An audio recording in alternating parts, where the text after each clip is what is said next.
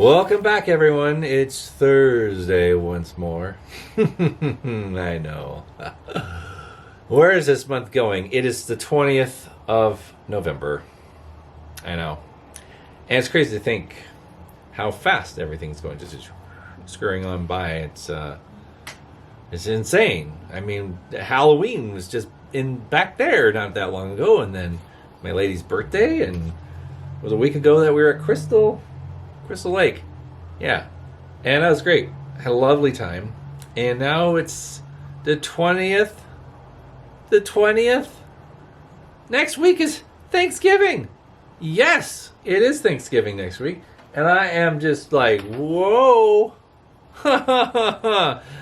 Okay. You know, I just, oh boy. You know, oof. Man, this year, once you get towards the end of the year, that just goes on. It just flies. It just flies. And I'm going to tell you what, I will be doing some Thanksgiving content. I will be.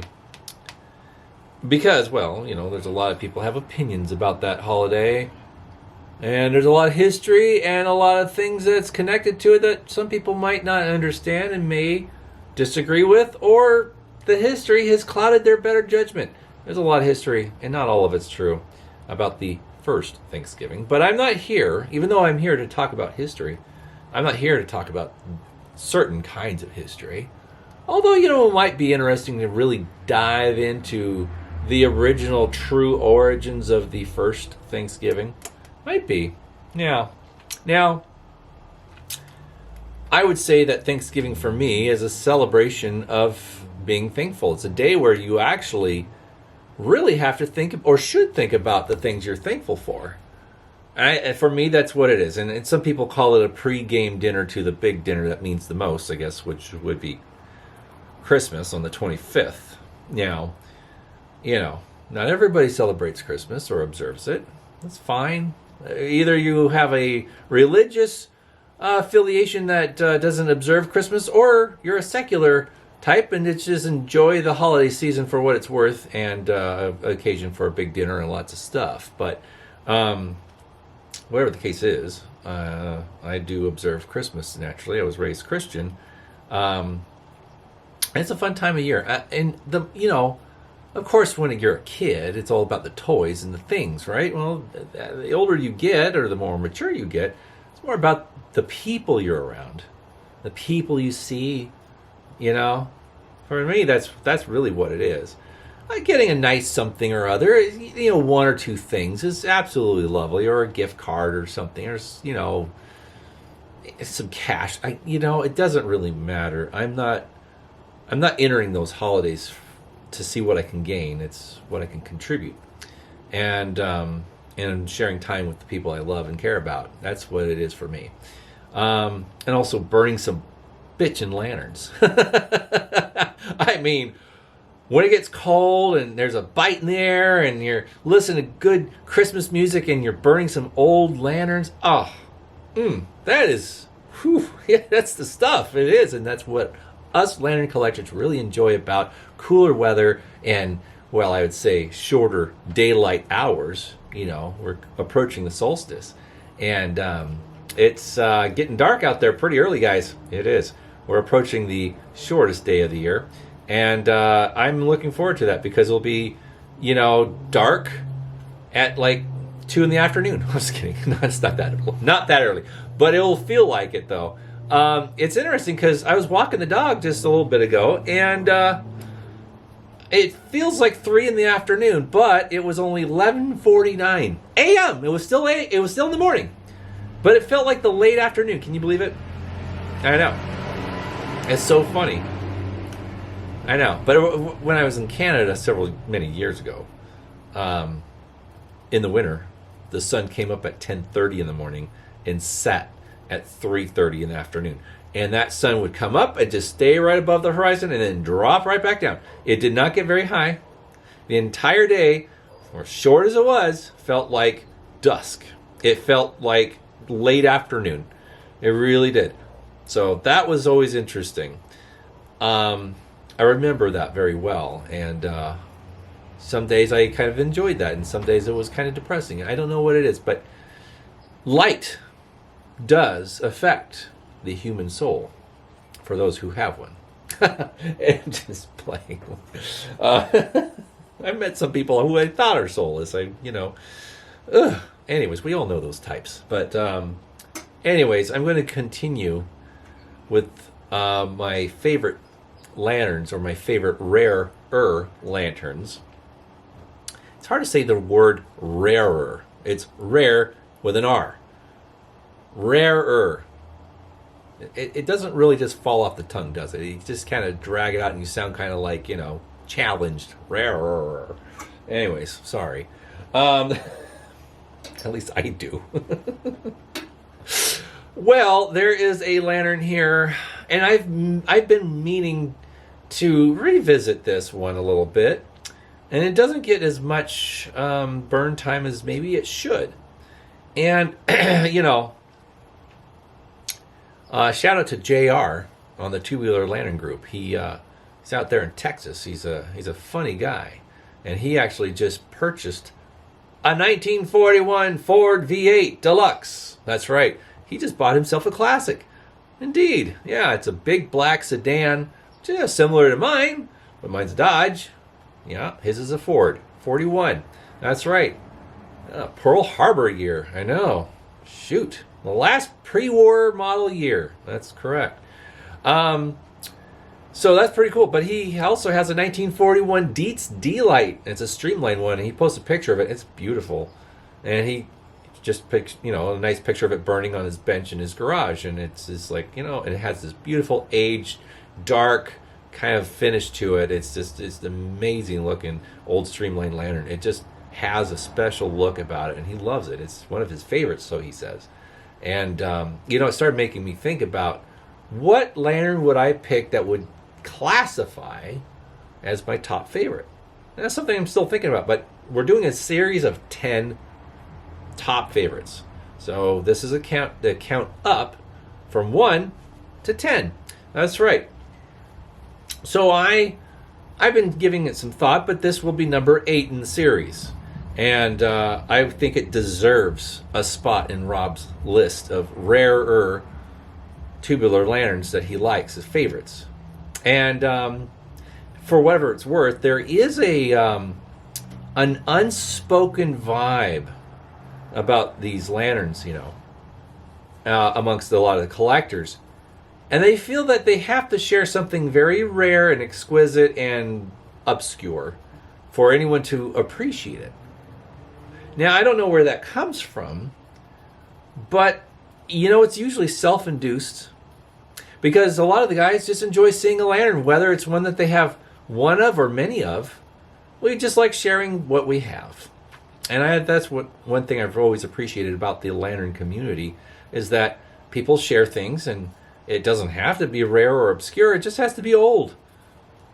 And sometimes it doesn't have to be old. It just has to be something you like. And certain groups are definitely more focused towards the antique examples, naturally, but a lot of people buy newer lanterns, manufactured lanterns, that just hang them out in the backyard. They get rusted out and they throw them away and buy another set. So they're not, using their antique ones. But I burn all my antique lanterns. I don't care. I think they're designed for it, so I'm good for it. But that's just me. And I keep them in the garage so they're not exposed to the elements, and when I'm done using them outside, they all go back in the garage. They don't hang outside and stay there. You really shouldn't do that, even if you're in a dry climate, because that's just not why. If you get something that's rusted out and you just want to use it as lawn art, that's fine. It doesn't bother me. But if it's a operational lantern and you've done some work to it to get it to that point, then don't keep it outside. Just keep it inside. Anyhow, this lantern here that I'm going to share with you is going to look pretty common, but it's kind of not.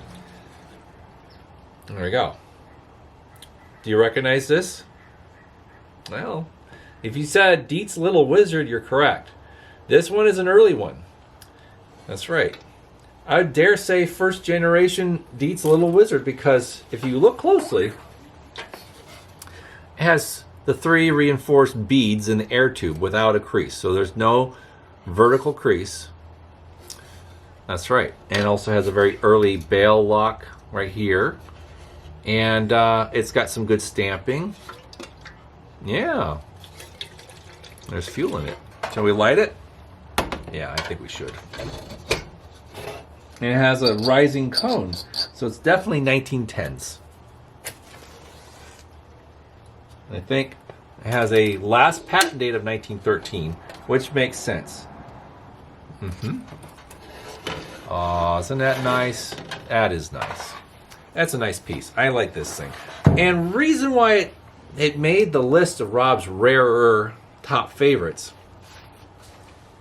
it's not because of what it is or the rarity. I mean, these do turn up ever so often. The pre-1920 versions are out there.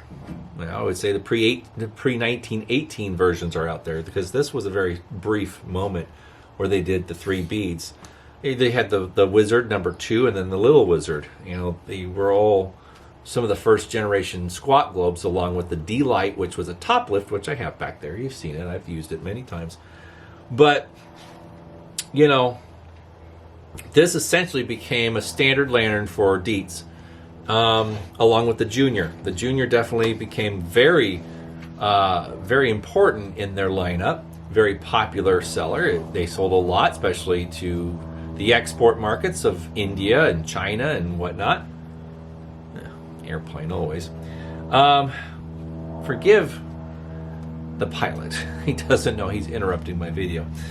Anyways, so the Dietz Little Wizard common lantern. They made scads of them, but certain ones are a little harder to find, which would be one of these. And I found this one on eBay. Now, I had another one. I made a video about it. It was painted red, but it was missing the burner and the rising cone. I think it was missing the rising cone. It was. And but it was solid. It was a good lantern. It would have been a good one to fix up and repair or replace the missing parts. But then I didn't know it was a rising cone lantern. So it was hard enough to find a rising cone for a Wizard number 2 that I used to have.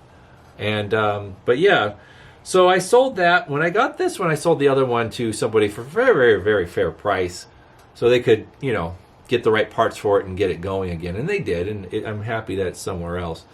But I like the look of the 3 beads. I also like the look of this thing, the way it is. It just has that untouched look. It's not rusty. I mean, there's some spots of rust on this thing, but since it sits in the cabinet up there, it's not going to get any worse. But it just has this really cool look about it, don't you think? I mean, this lantern has never been restored. It's never been cleaned up.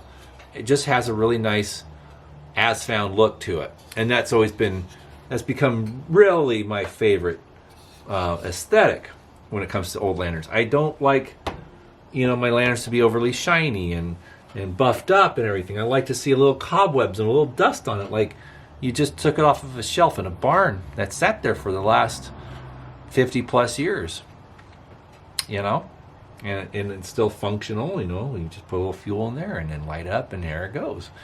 I like that look. It's becoming easily what I want to have in my collection. So some of the things I've sold were, kind of spruced up.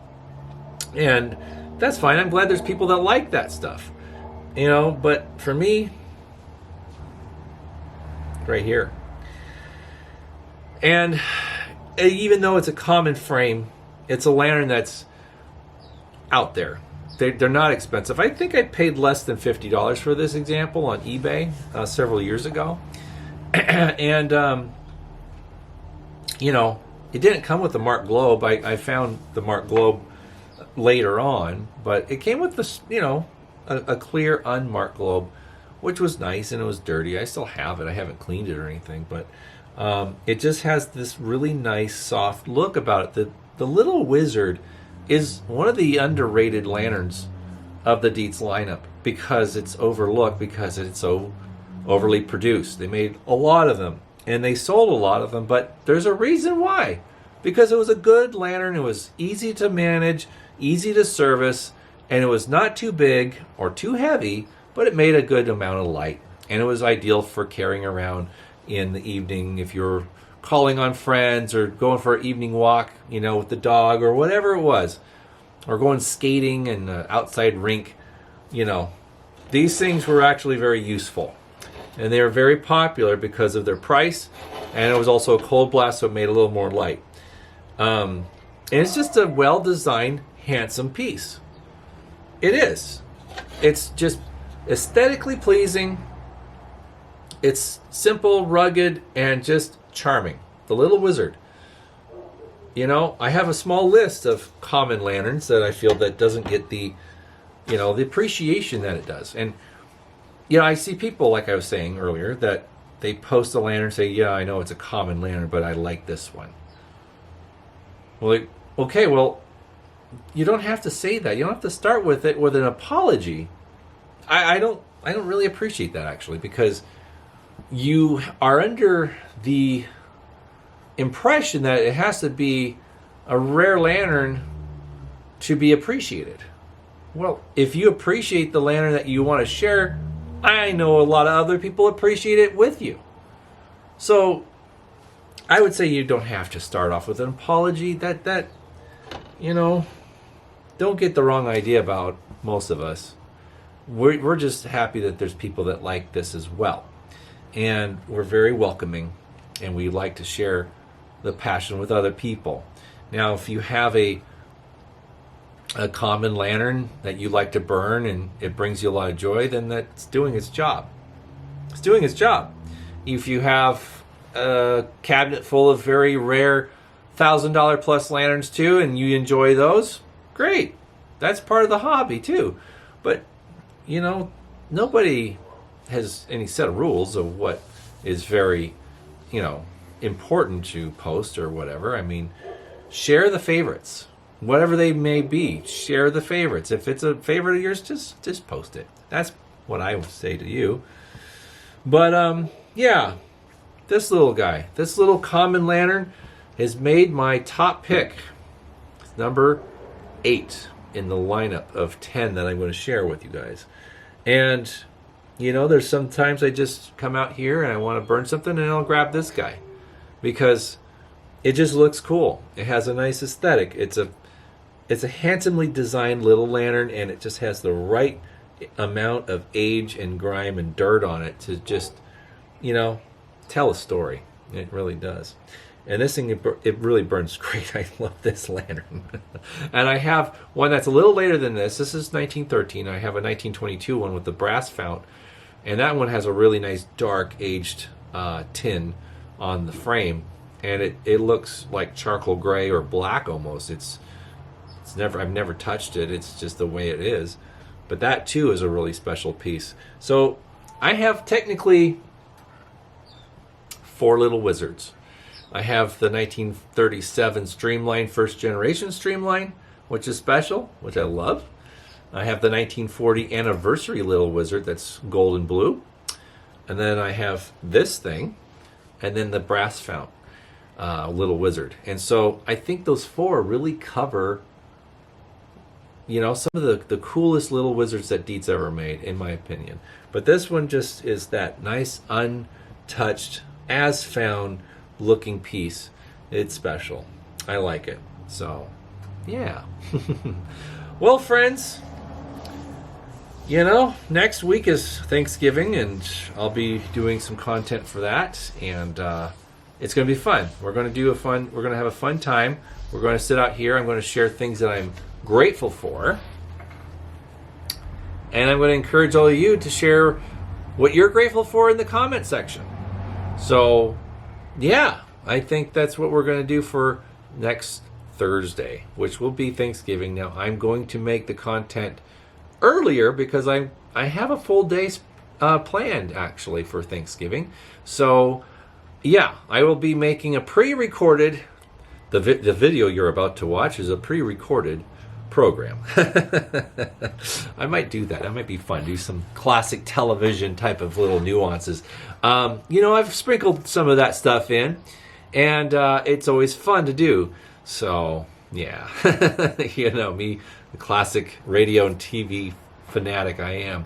But yeah, so next week we'll be doing some fun, Thanksgiving related things. And you guys can comment and watch at your leisure and share what you're grateful for. So yes, sounds good to me. And that's what I'll be doing here in the Time Cave, is sharing what I'm grateful for. And there's many things I am grateful for, and you'll hear all about it next week.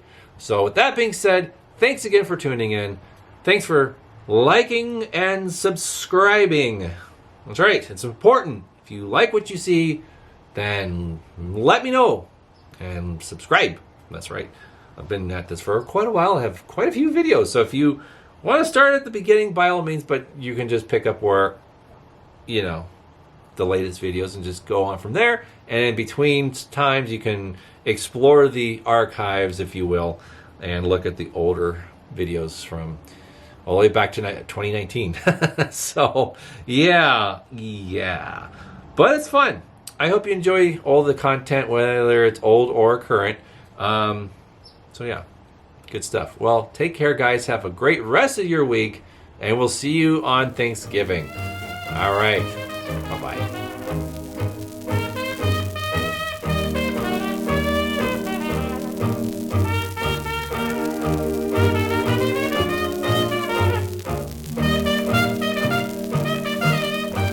Sit, boo-boo, sit. Good dog.